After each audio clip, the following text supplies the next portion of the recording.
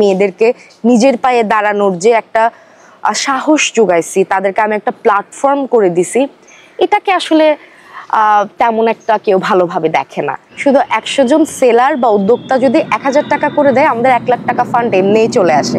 সেটা হচ্ছে জুলাই আন্দোলনে আপনাকে একটি মামলার আসামি করা হয়েছিল। যতটুকু জেনেছি ওই সময় আপনি গর্ভবতী ছিলেন। তারপরও কেন আপনাকে মামলায় জড়ানো হলো, এই বিষয়টি নিয়ে কি জানেন আপনি? আমার মা বাবা, আমার একটা ছোট বাচ্চা, তাদেরকে আসলে এক জায়গায় আটকায় রাখা হয়েছিল। আমাকে প্রেশারাইজ করা হচ্ছিল যে তুমি পোস্ট ডিলিট করো, না হলে তাদেরকে ছাড়বো না। একটা মেয়ে যদি ঘরে বসে টাকা ইনকাম করে, সে যদি ওই টাকা অসহায় নারী শিশু বা যে কোনো একটা ভালো কাজে যদি সে ব্যয় করে, তাহলে সে কেন ঘরে বসে থাকবে? ঘরে বসে থেকেও সে যদি ইনকাম করতে পারে, আপনারা সেটাতে কেন বাধা দিবেন? আজকের বিশেষ দিনে আমাদের সাথে আছেন দিবা অর্গানাইজেশনের প্রতিষ্ঠাতা নৌশা বাসিয়াম, যার হাত ধরে নারীরা বিভিন্নভাবেই এগিয়ে যাওয়ার চেষ্টা করছেন এবং তিনিও দীর্ঘদিন ধরে নারীদের নিয়ে কাজ করছেন, যাতে করে সমাজে নির্যাতিত, নিপীড়িত এবং পিছিয়ে পড়া নারীরা সামনে এগিয়ে যেতে পারে। সমুদ্রের গর্জনে ভিন্ন স্বাদের সামুদ্রিক খাবারের ভরপুর আয়োজন উপভোগ করতে আজই চলে আসুন প্যাসিফিক বিচ লাউঞ্জ ক্যাফে কক্সবাজারে। আজকে আমরা গল্প করব নৌশা বাসিয়ামের সাথে। দিবার অগ্রযাত্রা কখন থেকে এবং কেন করা হয়েছিল এটি? আমি মূলত 2019 সালে প্রথম একটা ফেসবুক ফিমেল গ্রুপের মাধ্যমে আমার যাত্রাটা শুরু হয়। তখন আসলে আমি মাত্র 19 বছর বয়সী ছিলাম। আমার কখনো চিন্তা ছিল না যে আমি এমন কিছু আসলে করব। প্রথম দিকের ব্যাপারটা ছিল যে কক্সবাজারে আসলে কোনো ফিমেল বেসড গ্রুপ নাই। তো তখন কেন নাই ওটা চিন্তা করে আমি করলাম, কেউ তো করে নাই, আমিই করব। তো প্রথমে আসলে ওভাবে একটা গ্রুপের মাধ্যমে শুরু হয়। এরপরে প্রথম গ্রুপ থেকে একটা মেলা করা হয়, যে মেলাতে শুধু 5 জন নারী উদ্যোক্তা স্টল দেয়। আমি ই কমার্স ভিত্তিক, অর্থাৎ যারা এফ কমার্স ভিত্তিক নারী উদ্যোক্তা ছিল কক্সবাজারে, ওখান থেকে আমি 5 জন নারী উদ্যোক্তা নিয়ে প্রথম একটা মেলা করি। আসলে শুধু 5টা স্টল নিয়ে মেলা করাটা অনেক চ্যালেঞ্জিং ছিল। তো প্রথম মেলার পরে আমি অনেক সাড়া পাই, কক্সবাজারের মেয়েরা অনেক ইন্সপায়ার্ড হয়। এরপরে আস্তে আস্তে আমার গ্রুপটা বড় হতে থাকে, উদ্যোক্তা বাড়তে থাকে, সেলার বাড়তে থাকে। কিন্তু এইভাবে শুরু করলেও আমার যাত্রাটা শুধুই উদ্যোক্তাদেরকে নিয়ে সীমাবদ্ধ ছিল না। অসহায় যারা আছেন, আন্ডার প্রিভিলেজড ওমেন, চাইল্ড, ওই সেক্টরটাতেও দেখলাম নজর যায়। এরপর আসলে সিদ্ধান্ত নিলাম যে না, এটা শুধু একটা গ্রুপে সীমাবদ্ধ থাকবে না, আমরা একটা অর্গানাইজেশনে এটাকে রূপ দিব। সেই 2019-এ আমরা একটা অর্গানাইজেশনে রূপ দেই। 25 জনের মতো একটা টিম নিয়ে আমরা শুরু করি। এরপর আমরা আস্তে আস্তে আমাদের সেক্টরটাকে বিভক্ত করি, যে আমরা সুবিধাবঞ্চিত শিশু যারা চিকিৎসা করতে পারে না টাকার অভাবে, অনেক জটিল রোগে আক্রান্ত, কিন্তু টাকার অভাবে চিকিৎসা করতে পারে না। তো তখন একটা অনেক বড় বিষয় হয়ে দাঁড়ায় যে ফান্ড কোথায় পাবো। আসলে এটা তো অনেক টাকার ব্যাপার। তো একটা পর্যায়ে আমি সিদ্ধান্ত নিলাম, যদি আমরা নারী উদ্যোক্তা বাড়াই তাহলে আমাদের আর ফান্ডের অভাব হবে না। ধরেন 2019 থেকে 2025-এ আমাদের এখন নারী উদ্যোক্তা প্রায় 1450। একটা উদ্যোক্তাও যদি আমাদের গ্রুপ থেকে ইনকাম করে কোনো একটা বাচ্চার চিকিৎসার জন্য 1000 টাকাও দেয়, শুধু 100 জন সেলার বা উদ্যোক্তা যদি 1000 টাকা করে দেয়, আমাদের 1 লাখ টাকা ফান্ড এমনিই চলে আসে। তো এটা আসলে আমি বলবো যে আল্লাহর অনেক বড় রহমত ছিল আমাদের উপর। এটা এমন একটা প্ল্যাটফর্ম, সমস্যার সমাধানও এখানে আছে, ফান্ডেরও কোনো আমাদের কখনো কারো কাছে আসলে ওভাবে ফান্ডের জন্য যেতে হয় না। নারীদের জন্য কিছু করার আগ্রহটা কিভাবে জন্মালো আপনার কাছে? নারীদের জন্য কিছু করার আগ্রহ বলতে প্রথমে কিন্তু সত্যি বলতে আমার মোটেও এমন কোনো ইন্টেনশন আসলে বয়সটা আসলে খুবই কম ছিল। তখন বুঝে উঠতে পারতাম না আসলে কি করতে হচ্ছে। কিন্তু যখন আমি একটা জায়গায় দাঁড়াই, আমি যখন প্রতিষ্ঠিত হইলাম, আমার একটা পরিচয় হইলো, তখন দেখলাম বিভিন্ন অঞ্চল থেকে মানুষ আমার কাছে সাহায্যের জন্য আসতেছে। তো আসলে একটা মানুষ হিসেবে আরেকটা মানুষকে সাহায্য করতে পারার মতো আসলে ভালো লাগা আর অন্যটা হয় না।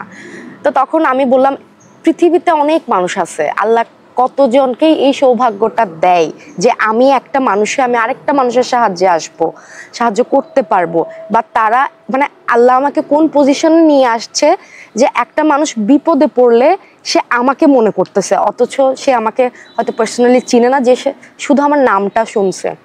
তো আমি আসলে এটা একটা আল্লাহর উসিলা হিসেবে আমি কাজ করি।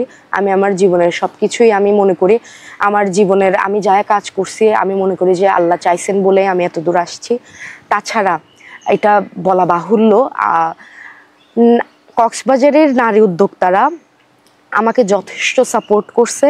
আমার সব রকম চড়াই উতরাওতে আসলে আমার উদ্যোক্তা গ্রুপ এবং আমার মডারেটর টিম, আমার ভলান্টিয়ার টিম, আমার ভলান্টিয়ার লিডার্স, ইভেন আমার হাজব্যান্ড আমাকে অনেক বেশি প্রায়োরিটাইজ করছে। আমাকে তারা সবসময় আমার পাশে দাঁড়াইছে, সেটা যত বড়ই বিপদই হোক না কেন। তো এটা একটা ঐক্য, এটা একটা শক্তি। এটা চাইলেও যেমন আমি মানুষের জন্য করছি বলেই মানুষ আমাকে চিনতেছে, না হলে নিশ্চয়ই আমি এত পরিচিত হতাম না, বা কক্সবাজারে হয়তো 2-3% মানুষ হয়তো আমাকে চিনতো না। আমাকে তারা চিনতেছে কারণ আমি মানুষের জন্য কাজ করছি। নারীদের জন্য কাজ করতে গিয়ে কি কি চ্যালেঞ্জ মোকাবিলা করতে হয়? নারীদের জন্য চ্যালেঞ্জ মোকাবেলা করতে আসলে দেখেন, আমাদের বাংলাদেশে এখনো নারী ক্ষমতায়নটাকে আসলে মানে অতটা সুনজরে দেখা হয় না। আমরা খুবই আমাদের দেশের যেটা প্রচলিত একটা সমস্যা, সেটা হচ্ছে আমরা ধর্মান্ধ, ধর্মভীরু না। আমাদের মধ্যে ধর্মান্ধতা বেশি কাজ করে।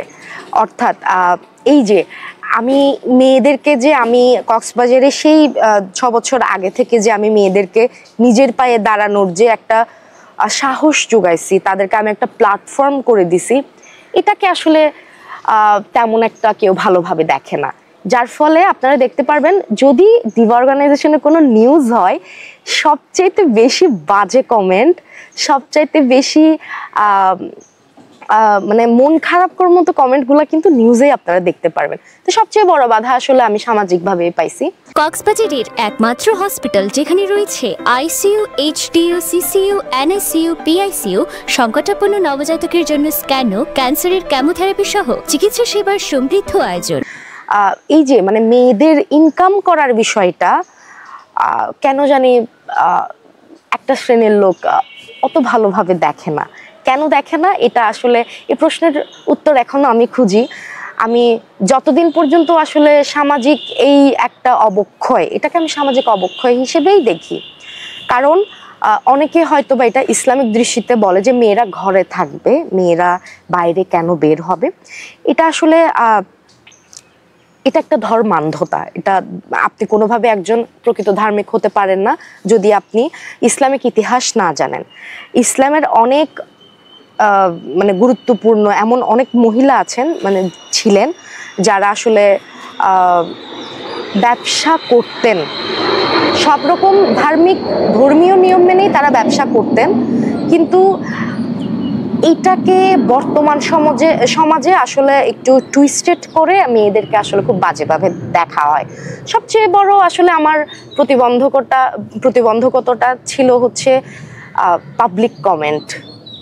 তো আমি আসলে এই যে 6 বছর যে আমি কাজ করে আসতেছি, আমি অবশ্য এটাকে কখনো ওভাবে দেখি নাই, কিন্তু তাও আমি না হয় স্ট্রং, আমি না হয় এটাকে ট্যাকেল দিতে পারি। কিন্তু এমন অনেক মেয়ে আছে যাদের মধ্যে অনেক সম্ভাবনাময় উদ্যোক্তা আছে, শুধুমাত্র এই সোশ্যাল বুলিং, ইন্টারনেট বুলিং, এটার কারণে তারা আসলে তাদের যে মেধা, এটা তারা বিকাশ করতে পারে না।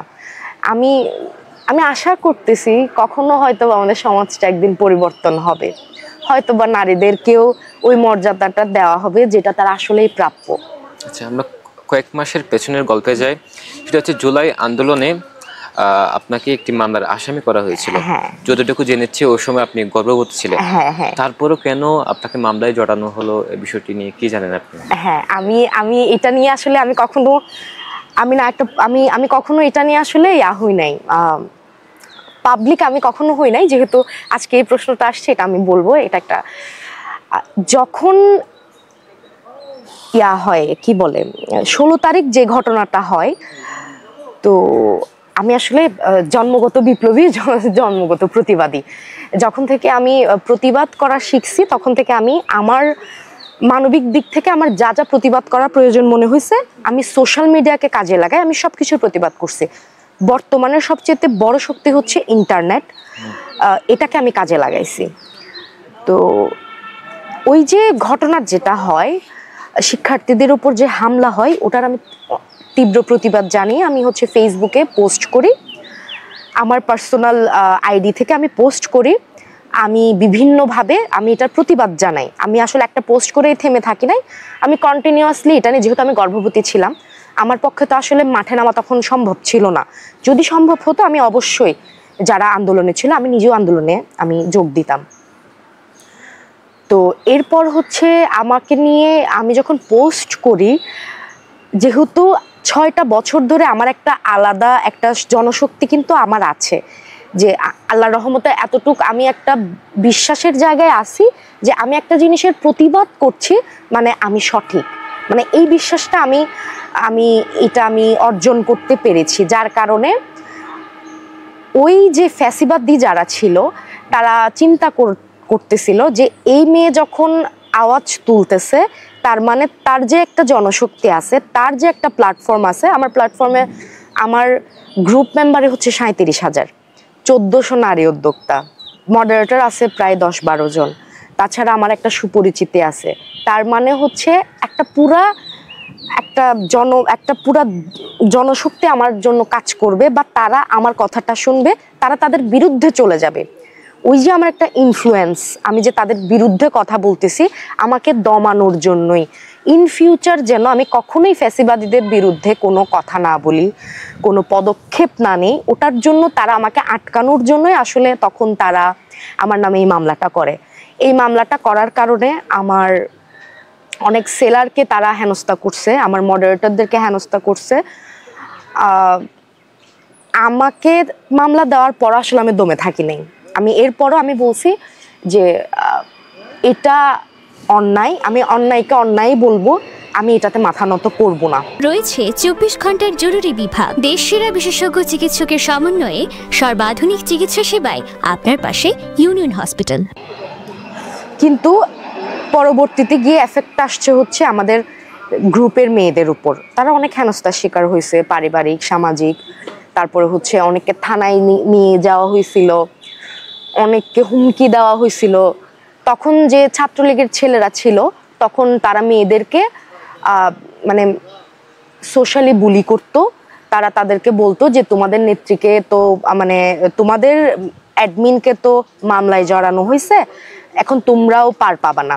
তো ওইভাবে আসলে তারা আমাকে তারা আমার জনশক্তিকে দমাতে গিয়ে তারা আমাকে প্রথমে টার্গেটটা আমাকে করছে, যে তারা যদি একবার আমাকে দমায় ফেলে তাহলে পুরো একটা যেই আমার যে একটা ঐক্য শক্তি আছে এটাকে তারা দমাতে পারবে। আমার মা বাবা, আমার একটা ছোট বাচ্চা, তাদেরকে আসলে এক জায়গায় আটকায় রাখা হয়েছিল। আমাকে প্রেশারাইজ করা হচ্ছিল যে তুমি পোস্ট ডিলিট করো, না হলে তাদেরকে ছাড়বো না। তো এরপর হচ্ছে কি আমার হাজবেন্ডের ওয়ার্ক প্লেস, আমার হাজবেন্ড একজন ব্যাংকার, ওনার ওয়ার্ক প্লেসে অনেক ঝামেলা করা হয়েছিল। যেন আপনি আমি শুধু তখন বসে বসে চিন্তা করতেছিলাম আল্লাহর এই দুনিয়াতে একটা মানুষের কি পরিমাণ পরিচিতি থাকলে বা কি পরিমাণ একটা কাজের একটা প্রভাব থাকলে তার একটা পোস্ট ডিলিট করার জন্য এতগুলা মানুষকে আসলে দমানোর একটা তারা সিদ্ধান্ত নেয় যে না, একে এট এনি কস্ট দমাইতে হবে। দেশের বিভিন্ন জায়গায় নারীরা দর্শনের শিকার, ইফতিজিনের শিকার, বিভিন্নভাবে হয়রানি হচ্ছে। আসলে বর্তমান সময়ে নারীদের জন্য পরিবেশটা কেমন দেশে? বর্তমান সমাজে নারীদের, এই যে আমি প্রথমেই বলছি যে আসলে নারীরা এখনো ওই মর্যাদাটা পাচ্ছে না যেটা আসলে নারী হিসেবে তাদের পাওয়া উচিত। যেমন ধর্ষণের ঘটনা কিন্তু আমাদের দেশে হোক পুরো বিশ্বে হোক নতুন না, যে কোনো বয়স। এই যে রিসেন্টলি আসিয়া নামের একজন মেয়ে 8 বছরের কন্যা সন্তানকে আসলে রেপ করা হয়েছে। তাছাড়া বিভিন্ন জায়গায় রেপ করা হচ্ছে, পতেঙ্গাতে একজনকে রেপ করা হইলো। কোনো বয়সের নারী আসলে এই যে একটা অসুস্থ বিকৃত মন মানসিকতার মানুষ থেকে যে ছাড় পাচ্ছে না, এটা কিন্তু আমরা সবসময় দেখি। তো এটার জন্য আসলে আমি ছাড়াও আমি কক্সবাজারের কিছু কর্মকাণ্ডের কথা বলি। আমরা যখন কোনো প্রোগ্রাম করি মেয়েদের, সবচেয়ে বেশি কিন্তু ছেলেরাই ওখানে বুলি করে মেয়েদেরকে। আমরা আসলে আমাদের দিক থেকে ভয়ে যে আমরা কুঁকড়ে যাই, ওই জিনিসটা থেকে যদি আমরা একবার বের হয়ে এসে যদি প্রতিবাদী হয়, যেমন রিসেন্টলি হয়তো আপনারা গতকালকে একটা নিউজ আপনারা দেখছেন হয়তোবা, তারিন নামে একজন ছাত্রী প্রতিনিধি, সে ইপটিজিং এর শিকার হয়ে সে সঠিক কোনো বিচার না পেয়ে সে সংবাদ সম্মেলন পর্যন্ত গেছে। তো আমি তার পক্ষে ছিলাম। আমি কক্সবাজারের সকল নারী যারা নির্যাতিত, আমি সবার পক্ষে। যদি মনে করে থাকবেন, ধরেন নির্যাতিত কোনো মেয়ের পাশে হয়তো বা 100 জন মানুষ আছে, তার মধ্যে আমি একজন। ধরেন নির্যাতিত মেয়েদের পিছনে 10টা মানুষ আছে, ধরেন তাদের আমি একজন। তো আমার দিক থেকে আমি সবসময় আমি এটার প্রতিবাদ করি। আমি কখনো কাউকে ছাড় দিই না। আমি নিজে সোশ্যাল বুলিং এর শিকার হওয়া মেয়েদের জন্য আমি নিজে থানায় যাই। আমার একটা আলাদা সেক্টর আছে যেখানে 20 জন কাজ করে। কেউ যদি সোশ্যাল বুলিং এর শিকার হয় কোনো ছেলে দ্বারা, তাকে আমরা প্রথমে কল দেই, আমরা জানাই যে আপনি কি এটা করতেছেন, আপনি কি থামাবেন নাকি আমি এটা প্রশাসন পর্যন্ত নিয়ে যাব। ওটা যদি ওভাবে দমে যায় তাহলে আমরা নেগোসিয়েশনে এসে আমরা মেয়েটাকে একটা শেল্টার দিই, আমরা মেয়েটাকে হেল্প করি। কিন্তু যদি কোনো আইনি প্রক্রিয়া আমাদের যেতে হয়, ওটাতেও আমি নিজে যাই, আমি নিজে থানায় এটাতে আমি মুভ করি। নির্যাতিত নারী, ইপটিজিং এর শিকারের নারী যত মেয়ে আছে মোটামুটি আমি সবার পাশেই দাঁড়াইছি, যতটা আমার কাছে যতই আসছে আর কি, আমি সবার পাশে দাঁড়াইছি। আমার মনে হয় কি একটা গণ্ডি আছে, যে গণ্ডি থেকে আসলে আমরা বেরোতে পারতেছি না। যেমন মেয়েদেরকে ছোট করে দেখা, মেয়ে তুমি ঘরে থাকবা, সে যদি ঘরে বসে অনেক কিছু করতে পারে, কেন সে আসলে মেধাটাকে কাজে লাগাবে না, কেন সে বাসায় থাকবে? এই প্রশ্নটা আসলে আমি অনেক সময় অনেক জায়গায় করতে চাইছি। আমি জানি না আপনাদের এই প্রোগ্রামটা আসলে কয়জন পুরুষ দেখবে। একটা মেয়ে যদি ঘরে বসে টাকা ইনকাম করে, সে যদি ওই টাকা অসহায় নারী শিশু বা যে কোনো একটা ভালো কাজে যদি সে ব্যয় করে, তাহলে সে কেন ঘরে বসে থাকবে? ঘরে বসে থেকেও সে যদি ইনকাম করতে পারে, আপনারা সেটাতে কেন বাধা দিবেন? সেটা যখন অনলাইনে প্রকাশিত হয়, আপনারা কেন সেখানে খারাপ মন্তব্য করেন? এই প্রশ্নটা আমার খারাপ মন্তব্যকারী ভাইদের কাছে, বিশেষ করে কিছু মেয়েও এখানে ইনক্লুডেড, আমি সবার কাছে আসলে প্রশ্নটা রাখলাম, আশা করি সবাই জবাব দিবে। সর্বশেষ প্রশ্নে যাই, তার ভবিষ্যৎ পরিকল্পনা কি? আচ্ছা, ভবিষ্যৎ পরিকল্পনা এটা আসলে আমি প্রথমে মনে করতাম যে আমি একা, তো আমি একা আসলে কতটুকু বা আমি পরিবর্তন আনতে পারবো। এরপরে গিয়ে আমি আমার মতো যারা প্রতিবাদী, বিপ্লবী, যারা একটা পরিবর্তন চাই, যারা এই যে অসহায় নারী সমাজের পাশে দাঁড়াতে চাই, এরকম কিছু মানুষ আমি এখনো খুঁজি, আমি অনেক খুঁজি। আমি যেখানেই আমি দেখি যে কোনো একটা মেয়ে বিপ্লবী, মানে সে প্রতিবাদী, তখন আমি তাকে অ্যাপ্রোচ করি, তুমি কি ডিভাতে আসবা, তুমি কি আমাদের সাথে কাজ করবা, তুমি কি জনকল্যাণে সামিল হবা? তো তখন এরকম করে আমাদের একটা টিম আমরা গঠন করি। আমাদের বর্তমানে আমাদের 50 জনের একটা ভলান্টিয়ার টিম আছে, যে টিমটা এখন কাজ করতেছে। তা আমি আশা করতেছি আমার আল্লাহ যতদিন আমাকে হায়াত দিছে, আমি অবশ্যই আমি মেয়েদের জন্য কাজ করব, আমি বাচ্চাদের জন্য কাজ করব, আন্ডার প্রিভিলেজ যে সোসাইটি আছে, আমি হোস্ট কমিউনিটি নিয়ে কাজ করব। আমি কক্সবাজারে একটা বিশাল নারীদের নারী ক্ষমতায়নের যে ব্যাপারটা, ওটা আমি বলবো না, কিন্তু সামাজিকভাবে নারীদের যে একটা মানে হিউমিলিয়েশনের শিকার হতে হয়, যেই প্রায়োরিটি আসলে নারী সমাজকে দেওয়া হয় না, ওটা আমি নিশ্চিত করতে চাই। আমি স্ট্রং ভয়েস রেইজ করতে চাই যে আমাদের সংগঠন অবশ্যই কক্সবাজারে যেখানেই নির্যাতনের শিকার নারীরা হবে, শিশুরা হবে, আমরা পাশে থাকতে চাই। মূল কথা হচ্ছে আসলে আমি মানুষের জন্য কাজ করতে চাই। আমি চাই আমার মতো হাজারো নৌশাবা সিয়াম উঠে আসুক। আমি অনেক খুশি হব যদি মেয়েরা সামনে আগায়, মেয়েরা যদি ভালো কাজ করে, এটা আমার অনেক বড় পাওনা। এই যে আমি যখন এই ছোট ছোট মেয়েদেরকে যখন আমি দেখি, যে যখন তারা বলে যে সিয়াম আপু আপনাকে দেখে খুব ইন্সপায়ার্ড হই, তো তখন আমিও একদিন বলতে চাই আমার মতো আমিও যেন অন্য কাউকে বলতে পাই যে তোমাকে দেখে আমি খুবই ইন্সপায়ার্ড হই। এরকম নৌশাবা সিয়াম যেন কক্সবাজারে হাজার হাজার উঠে, যারা মানুষের জন্য কাজ করবে, জনকল্যাণে কাজ করবে। আসলে ভবিষ্যৎ পরিকল্পনা একটাই, মানুষের জন্য কাজ। ধন্যবাদ। কক্সবাজারের মেয়ে নৌশাবা সিয়াম যে নারীদের জন্য কাজ করার স্বপ্ন থেকেই তিনি আকাশ ছোঁয়ার স্বপ্ন প্রায় ছুঁয়ে দিয়েছেন। তিনি যেটি আশা করছেন, নারীদের নিয়ে তিনি আরো বহুদূর এগোতে চান। এতক্ষণ সাথে থাকার জন্য ধন্যবাদ। সাথে ছিলাম আমি সরওয়ার সাকিব।